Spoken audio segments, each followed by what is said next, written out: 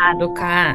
그래서 이스라엘의 더러는 우둔하게 되고 이제 순종하지 않은 가운데 두셨다는 말씀을 계속 묵상을 하는데, 근데 하나님이 되게 너무나도 교제하길 바라시고 순종만 하고 믿으면 어떤 것도 다 내어 주시려는 하나님이신데, 그 하나님이 이방인인 우리를 구원하시려고 그렇게 이제 교제하지 않는 가운데 두시는 게 되게 갑자기 마음이 너무 아픈 거예요. 하나님이 그냥 하신 게 아니라 하나님도 정말 마음이 아프셨겠구나, 약간 이런 생각이 들면서, 지금 있는 구원이 하나님의 그냥 계획 가운데 이렇게 된 것이지만 그냥 선물을 그냥 준 게 아니라 하나님이 얼마나 큰 인내랑 참으심이랑 막 아프심으로 이렇게 주셨는지 약간 그 마음이 약간 와닿아서 되게 그 감사함이 되게 컸달까? 근데 되게 진짜 마음이 아팠거든요. 다른 사람을 볼 때도 되게 하나님의 인내랑 사랑의 그 마음이 되게 들어왔어요. 이번 주 한 주 기도를 하는데. 가장 내가 감동이 됐던 어떤 구절이죠? 하나님이 이스라엘의 더러는 우둔하게 하시고 또 더러는 순종하지 아니하는 가운데 두시는 그거를 계속 있는데 마음이 진짜 아팠거든요. 그래도 유대인을 통해 가지고 예수 그리스도의 역사를 이끌었는데, 그런데 하나님의 원래부터의 계획은 유대인의 마음이 완악하게 되어 가지고 온 인류를 구원하는 하나님의 마음, 하나님의 구원 계획. 그러면서 하나님의 마음이 좀 아팠겠다, 그런 생각이 들어왔다는 거죠. 우리한테도 그래요. 우리한테 우리 훈련시킬 때 있잖아요. 우리 하나님이 훈련시킬 때 우리가 아픈 것 같지만 하나님이 더 아플 수 있다. 그래서 하나님은 더 푸셔가지고 뭐 어쩔 줄 모르는 거죠. 그래서 우리가 하나님하고 언제나 그런 하나님의 마음이 이제 감지가 되는 것. 주님이 이번 주부터 저한테 주시는 생각이 주님의 인격이 내 속에서 흘러내려가지고 있다. 이게 실제적으로 하나님이 저와 함께하고 있다 하는 이런 것들. 사실 우리가 훈련받고 힘들 때에도 주님이 없는 것 같지만 거기서 딱 우리를 지켜보고 계신다 하는 그런 생각을 하면 좋을 것 같습니다. 마음이 아픈 생각이 든 것은 성령님이 준 생각이에요. 아주 좋은 생각입니다. 좋습니다. 그 다음에 우리 진명자 권사님. 네, 저는 33절에 하나님의 그 구원의 역사가 하나님의 그 경륜 안에서 모든 것이 이루어지는 거, 성부 하나님, 성자 예수님, 성령 하나님, 삼위일체 하나님을 요 말씀 속에서 좀 깨달아진 게 32절에 성령님이 그리스도의 비밀을 열어주시지 않으면 구원의 그거를 깨닫지 못한다는 생각이 들었어요. 왜냐면 아무리 내가 이 말씀을 읽고 해도 성령을 받지 않고서는 이 말씀이 열어지지 않는 것을 경험을 했거든요. 이전에는 말씀을 읽지만 이 말씀이 정말 그 하나님의 아버지의 그 사랑의 깊이와 높이와 넓이와 그런 거를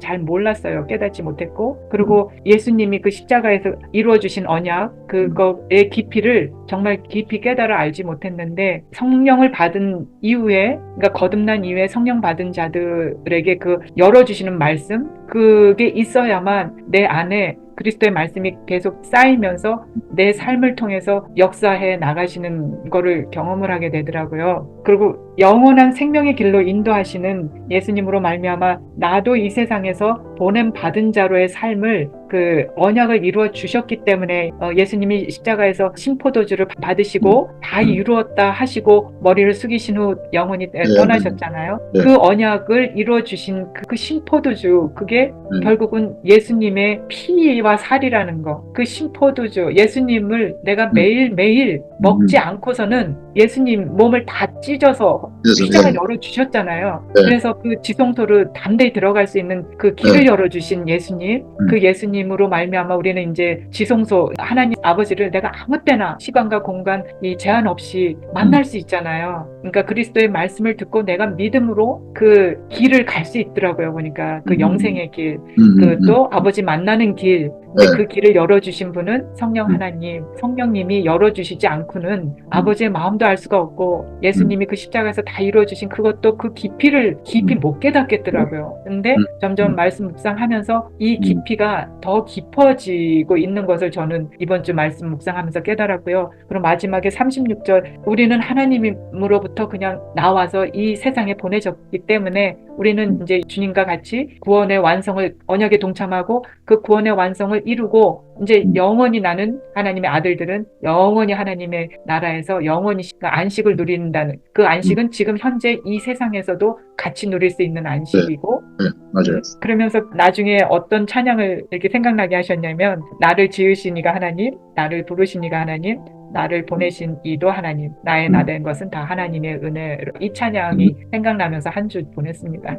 우리 권사님 말씀하신 거 중간 부분에 말씀하신 게 성령님이 우리와 함께하지 않으면 우리 아무것도 모른다는 그런 것인데요. 성령님이 우리들한테 들어오셔가지고 우리 마음에다가 이 하늘의 지식을 알려주시는 아멘. 그 어떻게 알려주시느냐면 마음으로 알려주시는 아멘. 성령님이 하시는 일이 우리 마음은 혼의 영역이거든요. 혼의 영역이고 이제 육체도 혼의 영역인데 성령님이 하시는 것은 하늘의 영역을 갖다가 우리 아멘. 혼의 영역으로 끄집어내가지고 아멘. 이 눈에 보이는 육체의 세계까지도 성령의 역사가 일어나도록 하는 우리한테 그래서 능력이 나가고 그 다음에 성령의 역사들이 나타나고 막 기적이 일어나고 이런 것들도 다 성령님이 하시는 것입니다. 아멘. 예, 성령님이 믿음도 우리들한테 성령님이 우리한테 주시고 그래서 우리가 그런 믿음으로 응답하고 그렇게 나가게 되면은 하나님의 영의 역사를 밖으로 표출시키는 이런 역할을 하는 거죠. 그래서 사도 바울도 성령을 받기 전에는 성경을 너무나도 많이 알았지만은 그게 전부 다 빈 껍데기였는데 성령님이 딱 성령 세례를 받으면서부터 다 살아나 버리는 거예요. 아멘. 어마어마한 생명력이죠. 생명. 그 성령님이 생명이에요. 우리는 그래서 이 시대에는 어떻게 해서든지 성령님을 붙잡아야 된다. 성령님을 붙잡으면은 성령님이 우리한테 하늘의 생각을 다 주시거든요. 그래서 그 생각 따라가게 되면은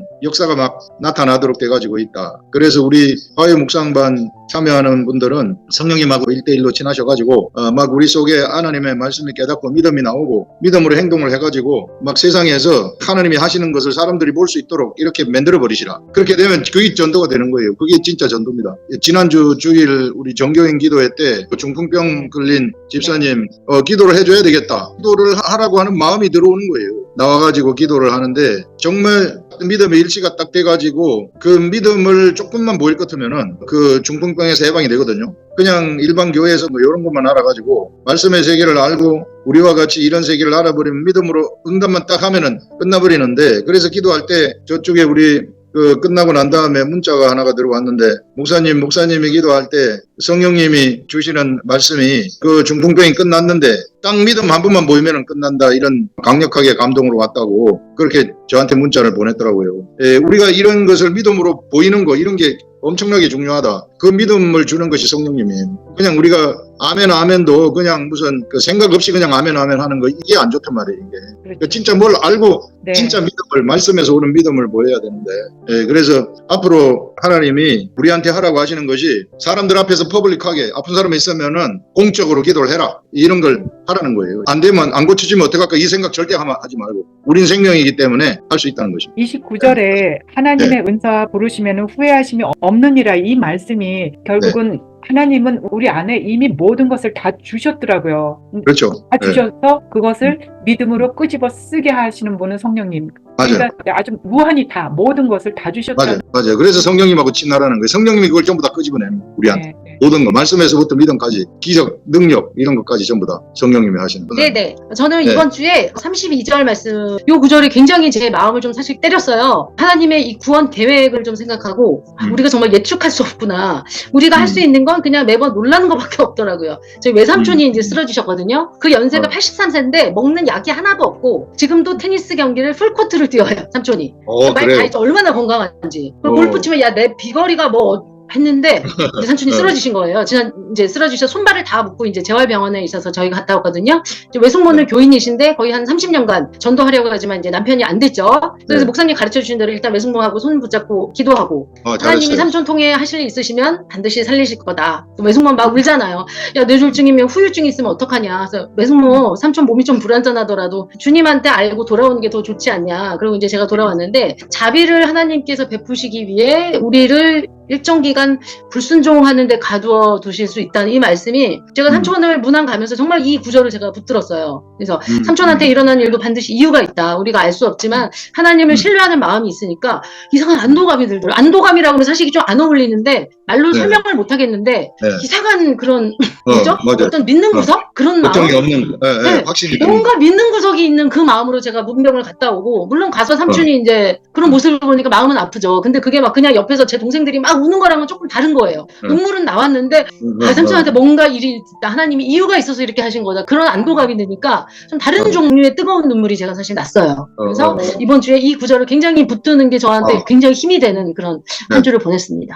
우리 권사님이 이제 뭐 다 말씀 묵상하고 댕기시니까 똑바로 자동적으로 반응이 오잖아요. 그것을 손잡고 하고 이게 교회 안 나가요. 외숙모 거의 한 40년 동안 했는데도 안 되고 교회 다니고 외숙모는 먹는 약이 7개, 삼촌은 하나도 없어요. 그러니까 야뭐 교회 다니는데 나를 봐라 이랬는데 외삼촌 이제 탁 쓰러지신 거예요. 네. 한 번에 그냥. 그 외숙모하고 외삼촌한테 앞으로 네. 전도하시고 교회 나가라고 하시고 네. 외삼촌 이름이 어떻게 돼요? 우리 잠깐 기도하겠습니다. 네. 하나님 앞 그가 지금 쓰러졌습니다. 쓰러져가지고 지금 누워가지고 움직이지 못하고 있는데 성령님이 함께 하셔서 이제 이번 일을 계기로 해가지고 하나님을 찾고 예수님을 찾고 그래서 예수님한테 의지해서 돌아오는 이런 일들이 일어나게 하시옵소서. 이 일이 인생의 큰 돌아오는 계기가 되어서 우리 윤소진 권사님이 그 가정을 전도하는 그런 일들이 일어나고 이 생명의 빛을 보는 가정이 되게 하시옵소서. 이 사건으로 말미암아 그 가정 전체가 다 그리스도에게로 돌아오고 성령님이 이끌어 주시어서 회복되는 역사가 일어나게 하시옵소서. 예수님의 이름으로 기도합니다.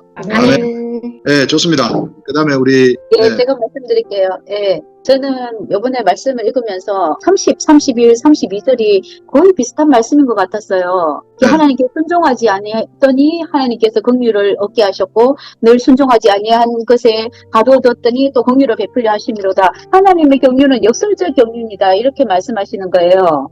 역설적. 그래서 마태복음 5장을 또 계속 읽어보라 해서 이제 산상수훈이잖아요. 심령이 가난한 자 복이 있나니 이 말씀을 계속 제가 읽으면서 참 은혜로운 시간이었고요. 또 그 다음에 하나님께서 주신 것은 고린도후서 우리가 너무 잘 아는 우리는 속이는 자 같으나 참되고 분명한 자 같으나 유명한 자요 죽은 자 같으나 보라 우리가 살아있고 징계를 받는 자 같으나 수깁을 당하지 아니하고 근심하는 자 같으나 항상 기뻐하고 가난한 자 같으나 많은 사람을 부유하게 하고 아무것도 없는 자 같으나 모든 것을 가진 자로다. 이 말씀을 계속 묵상하게 하셨어요.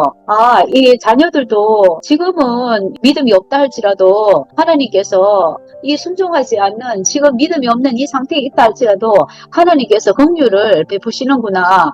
우리는 그때까지 그냥 기도하면서 기다리면 되겠구나. 제가 막 이래 조급해하지 아니하고 저는 이제 막 이렇게 같이 은혜를 받았으면 좋겠고 같은 성령 안에서 거하면 좋겠고 이런데 아이는 또 그렇지 않잖아요. 그래서 이제 제가 이 말씀 읽으면서 예수님께서 이 경륜에 있다면 이 자녀들도 이제 언젠가는 돌아올 것인데 그래서 이제 그때까지 내가 인내를 해야 되겠구나 이 생각을 하면서 이 한 주간을 보냈습니다. 네, 하나님의 계획 사실 그 영적인 제1법칙은 모든 게 하나님의 마음이에요.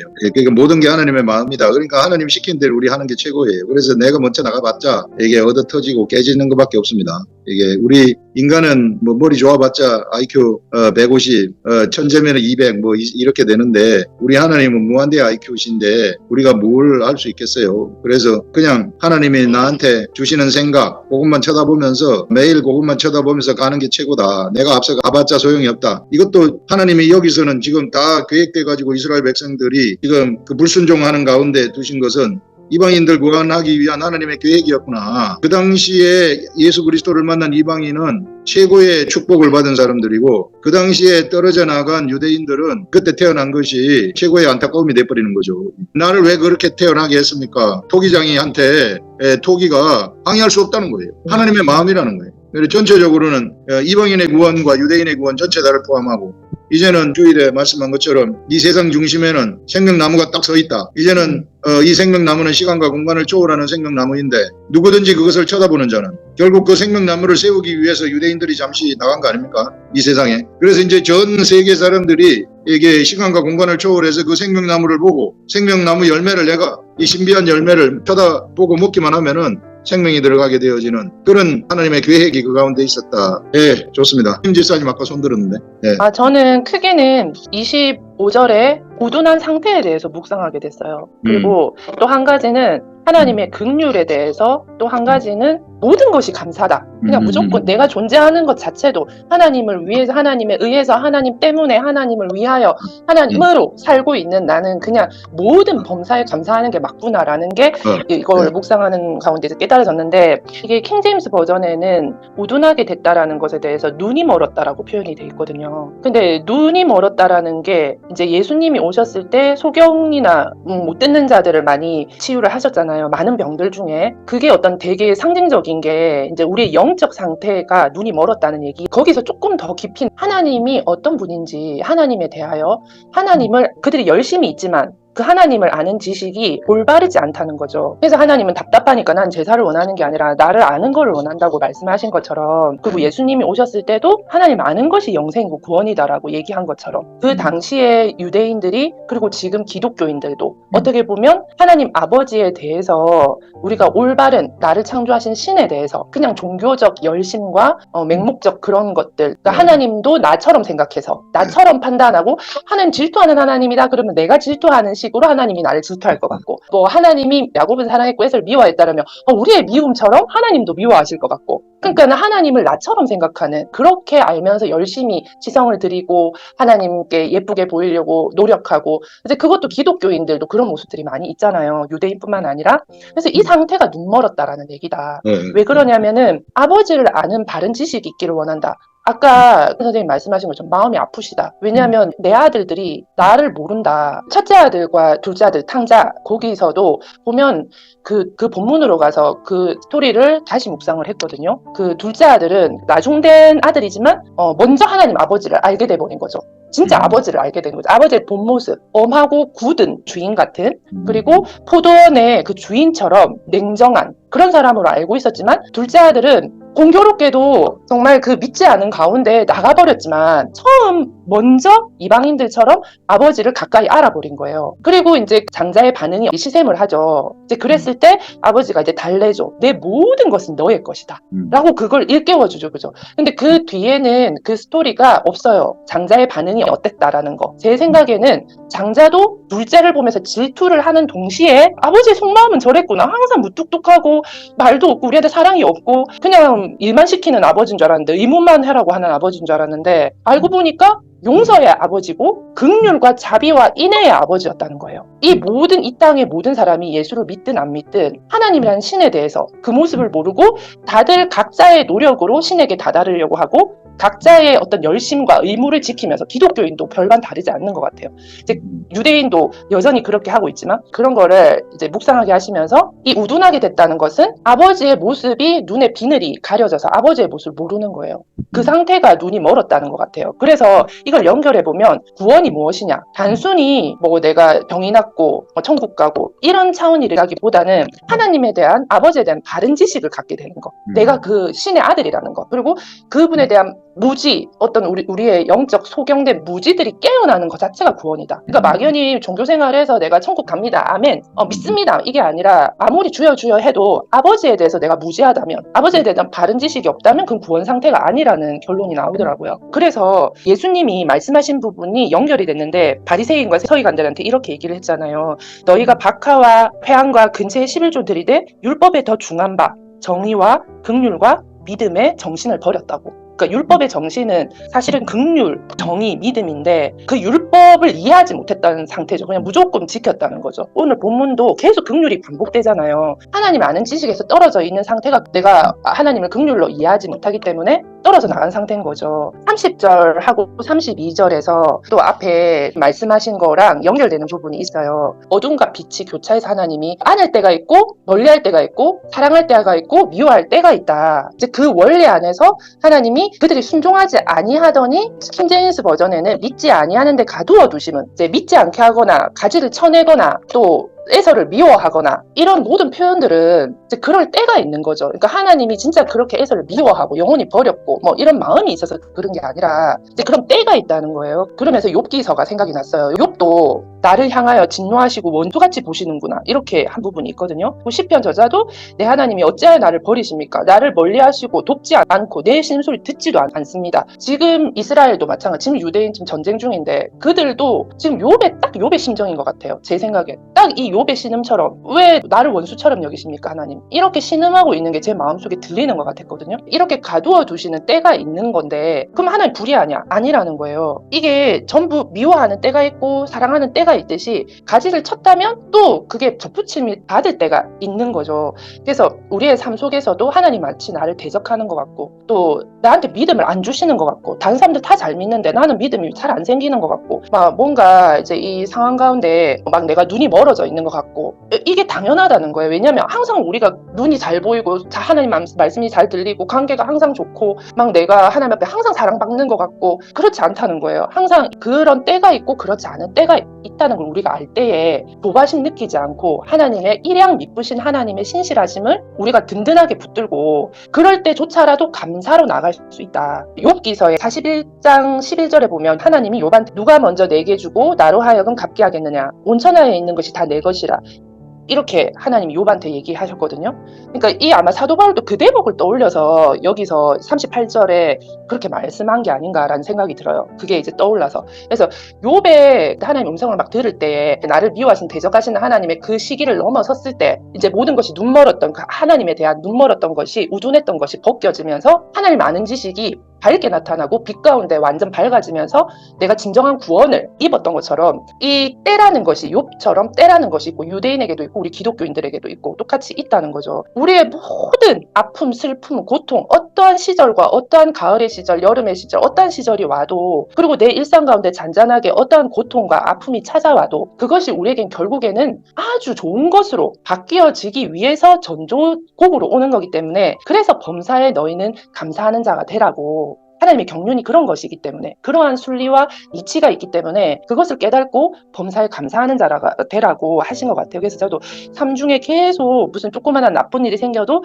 감사를 계속 떠올렸거든요. 아 좋은 일이 있으려고 일어나 보다 이러면서 이제 그래서 좀 많이 제가 그전에는 막 억지로 감사가 잘 안 됐다면 지금은 좀 더 그것 때문에 이번 묵상을 통해서 이제 더 긍휼의 아버지의 마음 심정이 가까이 느껴졌고 그리고 감사하는 마음이 더 훨씬 잘 되더라고요. 네, 우리 목사님 그런 감사하는 마음이라든지 묵상할 때 하나님이 주시는 그런 마음들이 그게 내 생각으로부터 나오는 게 아니고 하나님으로부터 나오는 겁니다. 그래서 성령님이 우리들한테 주는 게 그런 마음이에요. 사실 짐승 같은 우리 육체를 하나님이 길들이시기 위해서 하나님이 보실 때에는 엄청 힘드실 거예요.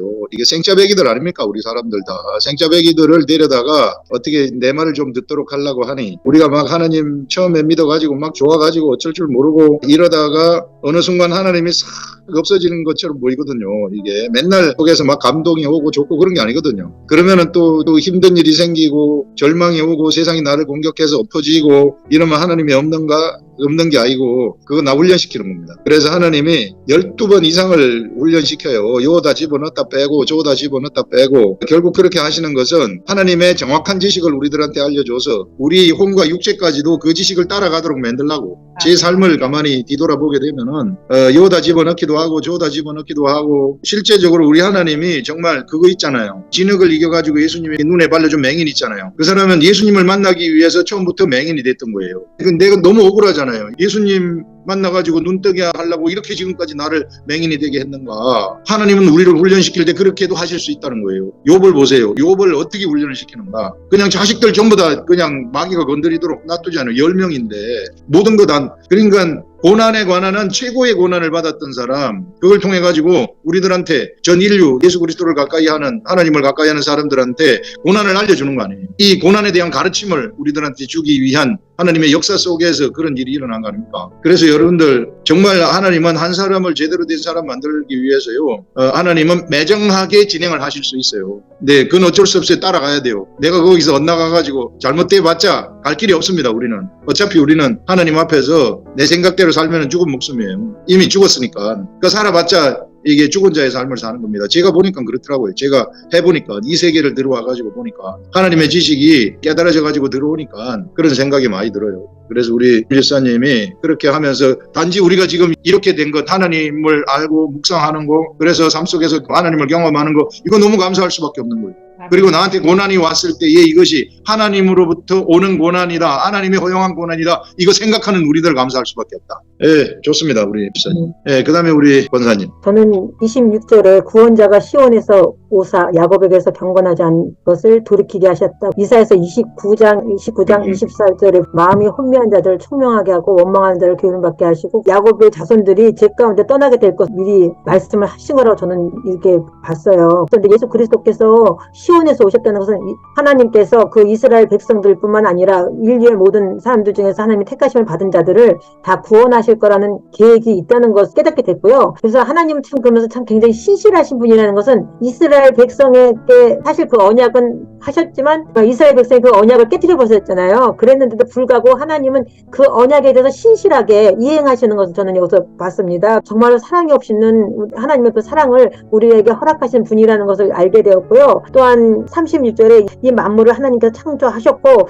지금도 이 만물을 하나님께서 말씀으로 지금 붙잡고 계신다. 그렇기 때문에 지금 이 하나님께서 택하신 자녀들을 하나님은 다 하나님의 자녀로 택하신 자들 다 오게 하시려고 지금 또 우리를 통해서 하나님께서 일을 하고 있지 않는 건가 생각하게 됐어요. 그래서 목사님께서 우리가 하나님의 사람으로서 정말 살려주는 영이 되어갖고 이제는 우리가 하늘 곳간에서 말씀을 퍼다가 사람들에게 나눠주는 그런 천국의 서경원 같은 그런 사람이라는 것을 알게 됐고요. 그래서 우리를 그렇게 해서 부르셨구나. 주님께서 이런 놀라운 하나님의 섭리와 계획이 결국은 하나님께서 다 이루시고 마실 것이고 결국은 모든 자가 주에게로 돌아간다. 이렇게 말씀하신 걸 알면서 참으로 알파 오메가가 되시고 처음과 나중에 되신 하나님의 그 놀라운 은혜, 그 영광 이런 것을 여기서 보면서 야 정말 어떻게 내가 이것을 알 수 있었나 싶어서 너무 감사했습니다. 네, 좋습니다. 우리 하나님이 이스라엘 백성들한테 율법을 주시고 그 다음에 이스라엘 백성들 가나안 땅에 데려가신 다음에 그리심산한테 반을 두고 예발산 앞에 반을 두고서 하시는 말씀이 너희들이 이것을 선택할 수도 있고 저것을 선택할 수도 있다. 그리심산 쪽으로 하나님 말씀 따라서 가고 이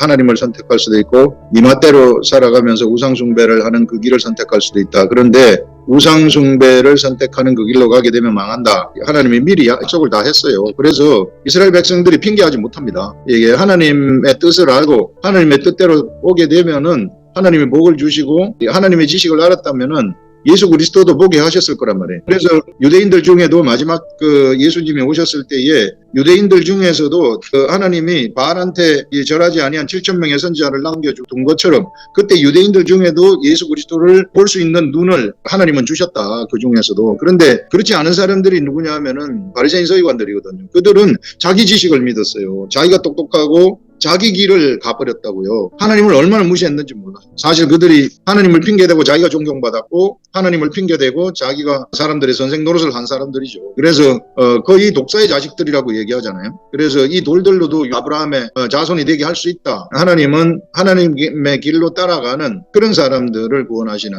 그런 것들을 우리가 볼 수 있습니다. 그 당시에 율법사라든지 바리새인으로 태어나지 않은 것을 감사할 수밖에 없는 것이고 우리가 조선시대에 태어나지 않은 것을 감사할 수밖에 없고 이 시대에 태어나서 우리 주 예수 그리스도를 아는 이것이 천운이죠. 이거는. 여러분들 우리 그리스도인들의 위상을 실제로 말씀 묵상해가지고 알아보게 되면은요, 우리는 바로 신과 같은 존재들이에요. 하나님의 아들들 완벽한 신입니다. 완벽한 신이고 하나님이 생각이 우리들한테 딱 들어오게 되면 말한 대로 다 돼버리는 어마어마한 권세를 가진 부여한 그런 존재들이에요. 그래서 하나님은 사실상 이스라엘 역사를 진행한 것이 우리들을 타겟으로 한 거예요. 믿음의 자손들, 예수 그리스도 이후에 나타나는 하나님의 아들들, 이런 아들들의 시대를 예비하셨구나. 우리가 바로 그 하나님의 아들들입니다. 요거 알고 우리가 우리를 중심으로 해가지고 이제 지금은 우리들이 다 생명나무. 요한계시록에 보게 되면은 강이 있고 강가에 12달마다 열매를 맺는 바로 그 생명나무가 줄어서 갖고 있는 그 시대. 지금 우리가 그런 생명나무와 같은 그런 존재들이다. 우리가 이런 막 이 하나님의 말씀이 흘러가는 그 강가에 쫙 서 있는 생명나무들이다. 이게 우리 에덴 동산에서 네 개의 강물이 쫙 흘러가는 게 그게 실상 하나님의 말씀이 흘러가는 강물 아니에요. 그 양쪽으로 이 시대에 새로운 에덴 동산 생명나무가 예수 그리스도가 골고다에서 세운 이 생명나무를 중심으로 해서 이제 이 강이 쫙 흘러가는데 그 강가에 우리들이 거기 전부 다 서갖고 있는 겁니다. 이게 생명나무로. 그래서 우리들의 그 열매를 옆에 사람이 먹으면 살아나고 우리들의 그 잎사귀는 우리 생명나무의 이파리는 약재료가 되는 이런 세계. 실상 이 시대를 두고 하는 얘기예요. 사람들한테 나눠준 사람 살잖아요. 우리가 엄청난 시대를 우리가 살고 있다. 이 우리 예수님이 열으신 세계가 그런 세계라는 거죠. 네, 좋습니다, 권사님. 그 다음에 우리 장 권사님. 저는 27절에 그들이 죄를 없이 할 때에 이 말씀에서는 예수 그리스도께서 십자가에 죽어주심으로 나의 모든 죄를 다 사하시고 깨끗게 해주셨으므로 테텔레스타이 내가 다 이루었다는 이 말씀과 연결이 되었고요. 또 그들에게 이루어질 내 언약이 이것이라는 말씀에서는 로마서 8장 1, 2절 말씀 그리스도 예수 안에 있는 자에게는 결코 정죄함이 없나니 이는 그리스도 예수 안에는 생명의 성령의 법이 죄와 사망의 법에서 너를 해방하였습니다. 그러므로 나는 죄와 저주와 사망과는 상관이 없는 자이며 구약시대의 짐승의 피는 1년의 제사만 있는 효력이 있었지만 지금은 예수 그리스도의 영원한 생명의 피로 나의 과거, 현재, 미래의 죄까지 영원히 제사함을 받은다입니다. 이렇게 그래서 이번 주 저의 삶에서 제가 자유자이고 살려주는 영이고 하나님의 아들로 깨달은 말씀으로 나의 영이 혼과 육을 통치하고 다스리며 속된 것을 신령한 것으로 바꿔주는 자 그러면서 창조하는 자라는 이것이 너무도 저한테 깨달아졌고 그러면서 너무 감사했어요. 정말. 네, 우리 권사님 성령님이 함께 하시기 때문에 성령님이 가져다 주는 그 기쁜 마음, 감사의 마음 이런 것들은 우리가 사실 현실적으로 환경이 돈도 없고 가난하고 뭐 힘들고 뭐 이래도 우리가 기쁜 거예요. 왜냐하면 성령님이 우리들한테 기쁨을 가져다 주기 때문에 사실 뭐 돈 많으면은 그것도 신경 써야 되고 없는 것도 그렇지만은 그냥 먹고 살기만 하면 되지 뭐. 하늘이 주는 기쁨이 무엇인가 우리 이런 것들 좀 알았으면 좋을 것 같아. 우리 권사님이 이제 말씀 묵상하면서 하늘이 주는 기쁨을 이제 삶 속에서 깨닫는 거죠. 그래가지고 괜히 좋은 거예요. 그래서 범사가 얼마나 감사한 건지 모릅니다. 우리가 범사의 일상적인 삶을 살아가는 것처럼 감사한 게 없어요. 인간의 세계 속에 딱 들어가 보면 알아요. 하나님이 훈련시킬 때 야 범사가 얼마나 감사한지 모릅니다. 부자가 된 기분이었어요. 뭐. 그러면서 부자가 된 기분이죠. 네. 그러니까 33절에서요. 맞아요. 그 네. 길을 찾지 못할 것이로다 하는데 제가 가는 그렇죠. 길이 하나님 내시는 길이라는 것이 싹 깨달아졌어요. 와, 그렇죠. 본세. 네. 나의 정체성, 확실한 정체성. 네. 나의 길을 내시는구나. 그렇지. 그래서 우리들의 정확한 정체성이죠. 정확한 정체성을 가지고 나가면 하나님이 우리 앞에서 길을 내신다. 홍해가 갈라져 버리잖아요. 유대인들이 갈 길이 없었을 때 홍해로 길을 확 내버리는. 이런 여러분들 인생에서 이런 막 홍해의 길이 확 열려버리는 이런 것들을 경험하게 될 겁니다. 네, 좋습니다. 그 다음에 우리 목사님. 33절에 기쁘다 하나님의 지혜와 지식에 풍성함이여 그의 판단을 해하지 못할 것이며 읽으면서 우리 이방인이 예수 믿기까지 이제 이스라엘 들어는 우둔하게 하신 것과 또 이방인에게 구원이 이르도록 이스라엘로 또 식인하게 하신 것 이런 모든 것들이 그 무한대의 지식의 하나님이 이제 그 지식으로 이렇게까지 해서 우리를 이방인을 부르시구나. 그리고 이제 또 이제 긍휼이라는 이제 단어가 많이 나오잖아요. 어떻게 해서든 이렇게 긍휼을 우리에게 또 입히고 얻게 하고 베풀어 주셔서 나의 이 지혜와 지식과 나의 그 깊음과 높음과 그 나의 마음을 좀 알아달라고 하는 그 하나님 마음이 저도 조금 느껴졌었어요.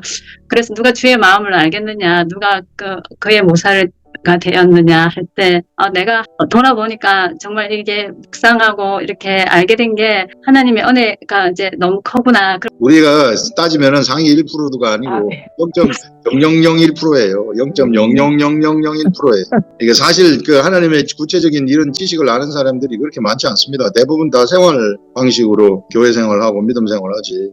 교회가 지금 막 난리가 없어지잖아요. 지식을 따라가야 되는데 지식을 따라가기보다는 다른 목적을 가지고 나가는 게 너무 많아. 깊도다 하나님의 지혜와 지식의 풍성함. 사도 바울이 감탄을 하는 거죠. 희한한 것이 이방인들이 구원이 이거 가만히 한번 생각을 해보세요. 하나님이 저 인간을 어떻게 구원을 할까? 셈과 함과 야벳 이후에 또 종족이 쫙 퍼져가게 되면서 또 전쟁을 시작하고 니무롯이 나오면서 국가가 발생하고 사람 죽이고 막 이 인구는 퍼져가고 이랬을 때 어떻게 이 사람들의 이 근본을 바꿀까? 그래서 선택한 한 사람이 아브라함 아닙니까? 아브라함도 그때 우상숭배에 빠져가지고 있었는데 그래도 아브라함을 딱 선택했단 말이에요, 하나님이. 어쨌든지 이 많은 사람들 중에서 한 사람은 선택을 해야 되니까 예수 그리스도를 보내시기 위한 역사를 진행을 하려면은 그래서 아브라함을 통해서 하나님이 아브라함 훈련시켜가지고 이삭을 바치게 하고 거기서 이스라엘 백성들이 나오게 해가지고 예수 그리스도를 보내는 거 아니에요. 예수 그리스도를 보낸 다음에는 유대인을 구원하는 것보다는 이게 이제는 예수 그리스도를 보낸 다음에는 이방인을 구원하는 이게 그 처음부터 계획이 되어가지고 있었구나.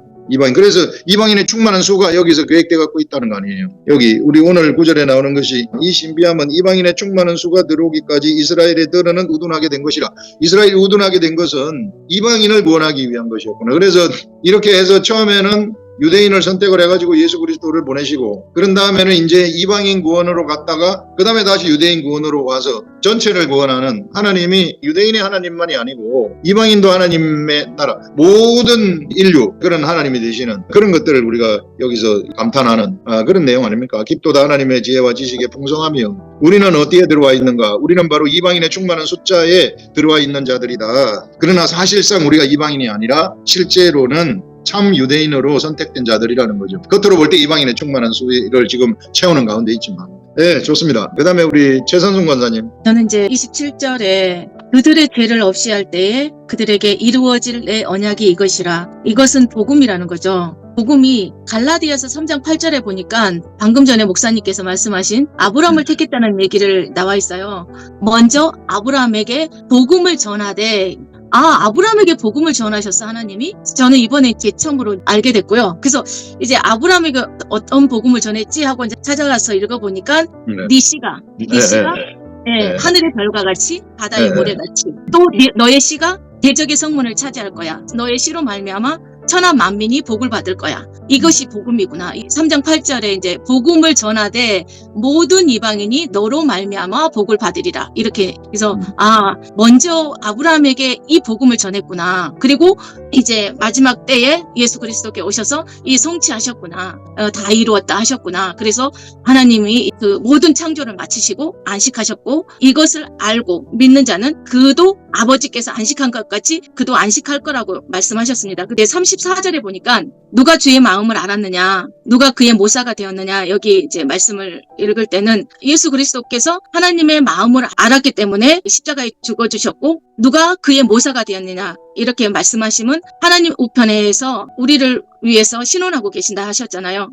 예수 그리스도와 우리가 하나 된 자, 깨닫고 마음이 하나 된 자는 예수 그리스도와 같이 하나님의 마음을 안자고 그렇게 알기 때문에 이제 믿지 않는 영혼들을 위해서 중보와 기도할 수 있는 자가 되겠구나. 그 다음에 35절에서는 누가 죽기 먼저 드려 갚으심을 받겠느냐 이 말씀은 예수 그리스도께서 십자가에 못 박혀 죽어주셔서 먼저 드리고 인류를 위해서 죄사함을 받게 한 거잖아요. 그래서 이렇게 우리도 구원받을 영혼을 위해서 또 욥이 그렇게 그 고난을 통해서 모든 사람의 고난이 하나님의 뜻을 이루는 그 고난이 사용됐다는 그런 것처럼 우리도 우리의 고난과 환난이 하나님이 여기에서 구원하시는 하나님을 의지해서 이겨냈을 때 그게 약재료가 돼서 이웃을 살릴 수 있는 삶이 된다. 최선훈 권사님이 얘기한 첫 부분에 아브라함한테 하나님이 복음을 알려주셨다. 사실 아브라함에서부터 산자들의 시대가 시작이 되거든요. 산자의 하나님, 아브라함과 이삭과 야곱의 하나님은 산자의 하나님이다. 이렇게 얘기를 합니다. 그게 이제 믿음의 시작이라는 거예요. 하나님이 주시는 믿음. 그래서 아브라함은 믿음의 조상이다. 우리가 이렇게 이야기를 하는 거죠. 그래서 하나님이 아브라함을 선택해서 아브라함에게서 이삭이 나온 것은 하나님이 보낸 자가 나오는 거예요. 하나님의 계획에 의해서 나타나는 자들. 그래서 하나님은 하나님의 역사를 이끌어 가실 때 아브라함에게서 이스마엘이 있지만 이삭을 통해서 나가고 이삭에서도 에서와 야곱이 있지만 야곱을 통해서 하나님의 역사를 이어가도록 그래서 12아들을 통해서 하나님의 구속의 역사를 이끌어 가도록 하신 것은 이게 하나님의 사실상 복음이죠. 이런 선택된 사람들의 흐름을 통해 가지고 예수 그리스도를 탄생시키는 것. 그래서 예수 그리스도를 탄생시키기 위한 역사를 하나님이 아브라함을 통해서 이끌어 가셨던 그 역사를 이끌어 가는데 중심적인 역할을 한 것이 바로 믿음이다 하는 그게 복음이라는 거예요. 구약시대의 복음이 그렇게 흘러갔다. 이런 그림자적인 복음이 이렇게 흘러가다가 예수 그리스도가 딱 오면서 이제는 이게 그림자가 아니라 진짜 실체의 그런 복음이 우리들한테 나타나게 되어지는. 그래서 이제 우리는 사람을 살리는 그런 속성을 가져버리는 살려주는 영이 우리가 되어가지고 사람을 살리는 그런 것들을 우리가 생각을 할 수 있습니다. 그 다음에 이제 누가 주의 마음을 알았느냐 누가 주의 모사가 된 이건 우리가 우리 생각으로 어떻게 주님의 모사가 될 수 있겠어요. 그냥 우리는 하나님이 시키는 대로 하나님이 알려주시는 대로 그 하나님하고 같은 마음이 되어가지고 그것만 따라가면 된다는 거예요. 내가 뭐 잘났다고 왈가왈부할 필요가 없다. 그냥 따라가는 게 최고다 하는 이런 것들을 우리가 이야기를 할 수 있습니다. 네, 좋습니다. 그 다음에 우리 이명자 집사님. 저는 26절, 27절에서 경건하지 않은 것을 돌이키시겠고, 이 말씀을 봤을 때 경건하지 않다는 것은 속된 것을 의미하는데, 그 속된 나를 예수님이 죄를 없이 하셔서 구원을 받게 하셨구나. 그게 이제 확 와 닿았던 것 같아요. 이번 주에 이 묵상 말씀 중에서는. 수요일 날 여기 와가지고 단위에 딱 서니까 안정이 되고 말이 저절로 막 나오죠. 네, 그래서 진짜 기도를 너무 많이 해주셨다, 이게 딱 느껴지더라고요. 여기 여기 있으면은 누구든지 여기 앉아 있거나 서 있으면은 그냥 성령의 역사가 일어나가지고 말이 그냥 성령님이 다 알려줘요. 이게 신비한 자리입니다, 여기가. 그걸 우리 이명자 집사님이 이제 경험을 하신 거죠. 여기 보시면은 이스라엘이 구원을 이야기를 하는데, 그 이스라엘의 구원이 야곱이 이스라엘 아닙니까? 이제 잠시 지금 경건치 않은데 갔는데 다시 돌이키시겠다 하나님이. 이방인의 숫자가 차게 되면은 이스라엘의 구원이 선포되는데, 그런데 그거 구약 성경에 다 기록돼 가지고 있다. 기록된 바 열왕기상에 있다는 것이죠. 그 다음에 이사야서 29장에 있다는 것이고. 그래서 이 이스라엘의 구원자가 시온에서 와서 이제 하나님의 마음을 돌이킨다는 겁니다. 경건치 않은 자들에 대해서. 그래서 이스라엘은 결국은 나중에 이방인의 숫자가 차게 되면은 구원하신다 하는 것을 이야기를 할 수 있습니다. 네, 그 다음에 우리 김정옥 권사님. 저는 36절하고 29절, 36절, 이는 만물이 주에게서 나오고 주로 말미암고 주에게로 돌아갑니다. 요한복음 1장 3절에 보니까 만물이 그로 말미암아 지은 바 되었으니 지은 것이 하나도 그가 없이는 된 것이 없느니라. 믿음의 사람은 예수님 안에서 함께 하늘에 앉으시니 이 땅에서 권세를 사용하라. 위에서 유를 창조하고 하나님께 나왔기 때문에 주님께로 나왔으면 또 어떻게 하면 하나님을 기쁘게 할까 늘 묵상하면서 말씀을 가까이 하면서 주님께로 말미암아 긍휼을 얻으며 어떻게 할까 또 그렇게 생각을 해봤습니다. 하나님이 우리에게 긍휼을 주시는 이는 예수 그리스도 안에서만, 그러니까 예수님 안으로 들어가서 29절 하나님의 은사와 부르시면은 후회하심이 없느니라. 어떻게 하면 작은 소자를 보는 눈이 생길까, 이렇게 말씀을 생각해 봤습니다. 말씀 앞에 앉아 있는 것입니다. 마음으로 아는 것, 말씀을 묵상하는 삶을 살 때 굽이 작은 소자를 보려 하지 않아도 그가 눈에 보이게 됩니다. 다른 사람은 어떻게 생각할지 나에게는 작은 소자를 한 영혼 섬기는 일이 너무 중요하게 생각이 듭니다. 믿음으로 말씀과 함께 하나님의 말씀이 들어가야 고백하면서 너의 믿음대로 될지라, 이렇게 말씀과 믿음으로 말씀이 작동될 때 생명나무를 매일 먹는 자마다 솟게 된다. 하나님께로부터 나와서 하나님께로 돌아간다는 이 말씀이 저에게는 너무 감사했습니다. 우리 권사님이 작은 소자를 보는 게 저절로 된다고 이렇게 말씀을 하셨는데, 작은 소자를 보는 게 예수님을 보는 거하고 똑같은 거예요. 제가 이 말씀의 세계 속에 들어와 보니까 예수 그리스도를 믿는 것은 큰 데서부터 막 왁작지껄하고 막 크게 막 소리 이게 난리가 나고 이런 게 아니더라고요. 우리 일상의 삶, 아주 작은 삶 가운데에서 아주 작은 것에서 이게 하나님을 보는 거더라고요. 큰 것은 누구든지 다 봐요. 세상 사람들 큰 거 다 봅니다. 그런데 작은 거는 안 볼락하고 필요 없다하고 소홀하게 생각하거든요. 그런데 말씀의 세계 속에 들어와서 묵상을 해보니까 작은 세계가 보이기 시작하더라고요. 작은 세계가 보이기 때문에 작은 세계를 소홀히 할 수가 없어요. 그게 눈에 보이는데 어떻게 해요. 그래서 그 작은 세계, 작은 소자에게 내 눈에 작은 소자가 들어와가지고 그한테 눈을 뗄 수 없다는 것은 내 마음이 그 속에 들어갔다는 거거든요. 그러면 내가 그 작은 소자를 선대할 수밖에 없다. 그 선대를 하게 되면 그러면은 그것이 곧 나에게 한 것이라, 예수 그리스도에게 한 것이라 그렇게 말하잖아요. 그래서 예수 그리스도는 이 시대에 엄청나게 많은 작은 소자로 우리 가운데서 존재하고 계신다 하는 것을 우리가 알 수 있습니다. 우리 권사님한테 이제 그런 소자를 보는 눈이 열려서 옆에 있는 사람들한테 막 복음을 전달하는 그런 일들이 더 왕성하게 일어날 겁니다. 이게 말씀이 안 들어오면은요, 절대 작은 소자 안 보입니다. 큰 것만 보이지. 목회도요, 사람들이 자꾸 큰 교회, 사람 많은데 목사들이 가고 싶어 하는 게 큰 교회 목사로 가고 싶어 하고, 큰 데 가가지고 한판 벌리려고 하는데 그거 다 헛것이에요.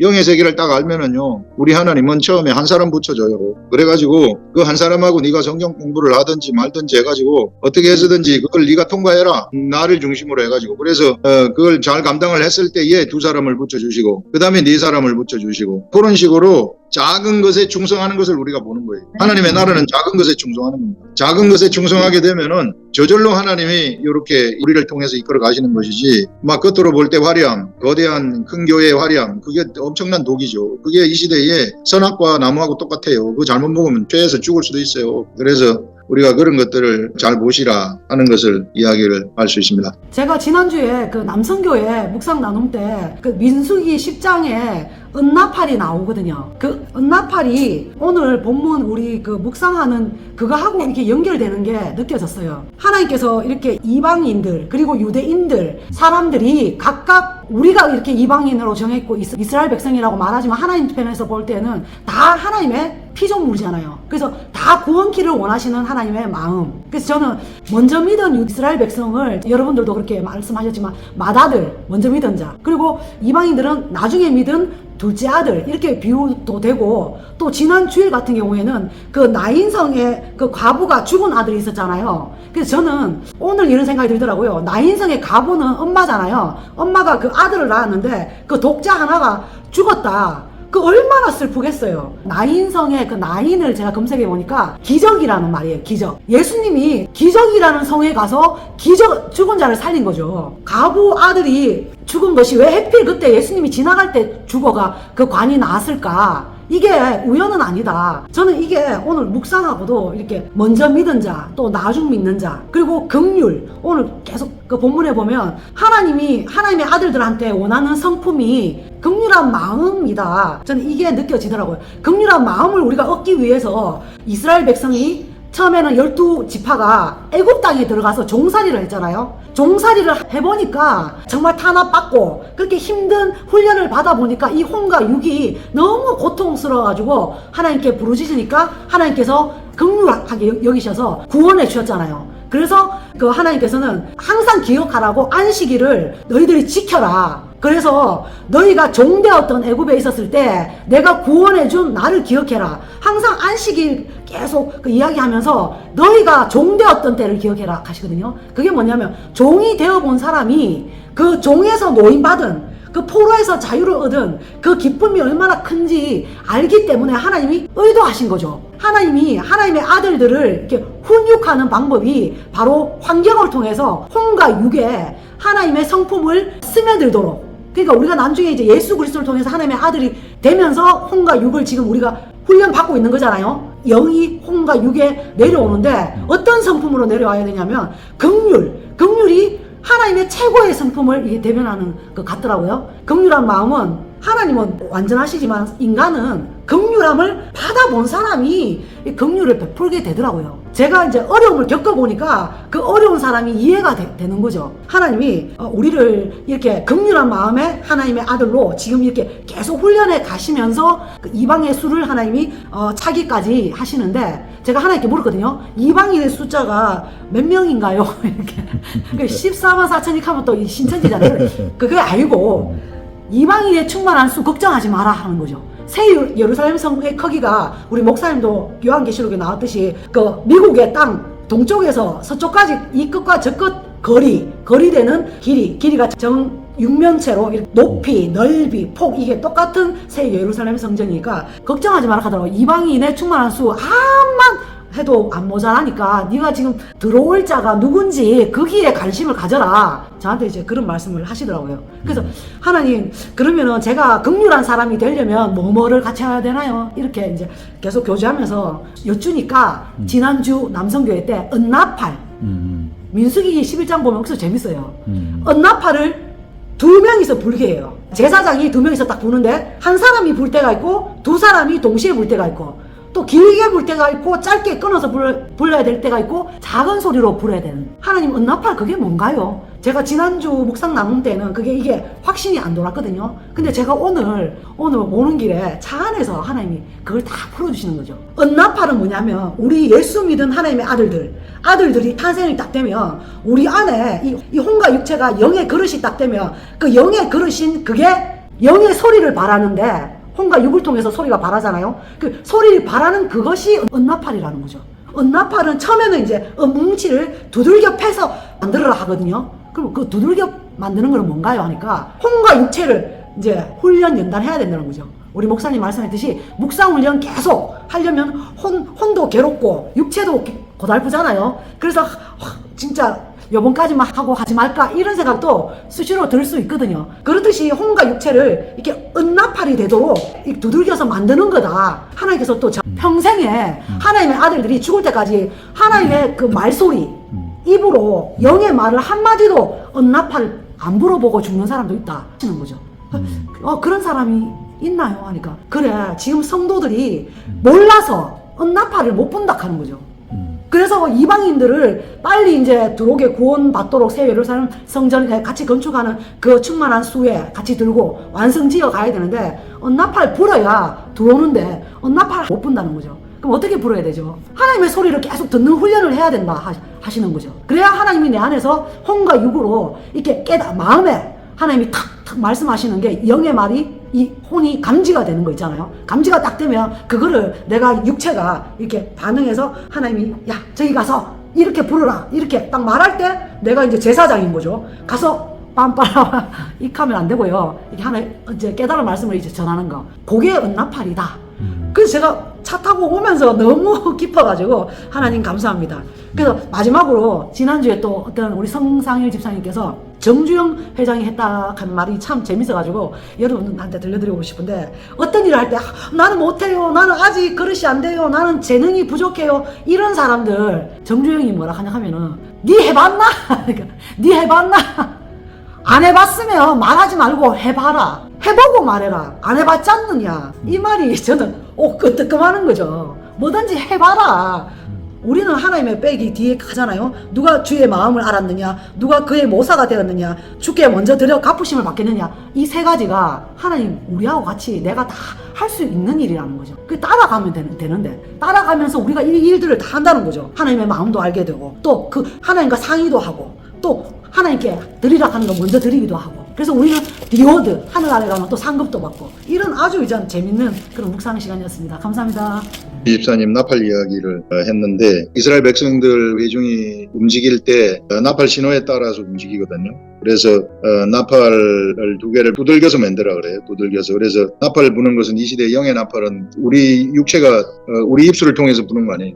영의 생각을 내가 받으면은 영의 생각 받는 훈련을 하고 입술을 통해서 이렇게 부는 거죠. 나팔. 그래서 두 개 나팔을 부는데 이제 하나만 불 때는 천부장된 지휘관들이 모여가지고 이제 나오는 거예요. 지휘관들이 앞에 지휘관들이 쫙 나오고 그것을 크게 불 때는 동쪽 진영이 쫙 행진을 하고 두 번째로 크게 불 때에는 남쪽 진영이 쫙 행진을 하고 이렇게 나팔 소리에 따라서 정확하게 이렇게 쫙쫙쫙 행진을 하는 것입니다. 그러면은 나팔을 부는 사람들은 제대로 불어야 되고 나팔을 듣는 사람은 제대로 들어야 되는데 이거 제대로 못 들으면 엉망진창 되는 거예요. 이 동쪽이 나가야 될 때 남쪽이 나가버리면은 엉망진창이 돼버리는 거죠. 예, 그래서 제대로 들을 줄도 알고 제대로 불 줄도 알아야 된다. 그래서 여러분들 우리가 이 시대에 제대로 하나님의 말씀을 들을 줄도 알아야 되고 우리가 하나님의 말씀을 제대로 낼 줄 알아야 된다 하는 이런 것들. 그래서 그러려면은 우리가 훈련 제대로 받아야 된다 하는 이런 것들. 그래서 나팔을 비유해가지고 또 이 깨달은 말씀을 우리 집사님이 이야기를 했습니다. 사실 모든 것은 하나님의 뜻대로입니다. 하나님의 지식은 무한대이시기 때문에 하나님의 계획이 최고의 계획이다. 내가 왈가왈부할 수 없어요. 우리는 유한한 IQ를 가지고 있기 때문에 지식이 유한하기 때문에 무한한 하나님의 그 뜻을 다 알 수 없어요. 성령님이 부분적으로 알려줄 때 우리는 비로소 알고 따라갈 뿐이지. 그래서 우리가 육체에 있을 동안에는 우리 예수님도 지식에 묶여가지고 있었고 그러니 우리들도 그냥 성령님을 의지해서 여러분들이 가시면은 최고의 길을 간다 하는 것을 아시고 우리가 이 묵상과 함께 끝까지 이 세상에서 하나님의 길을 갔으면 좋겠습니다.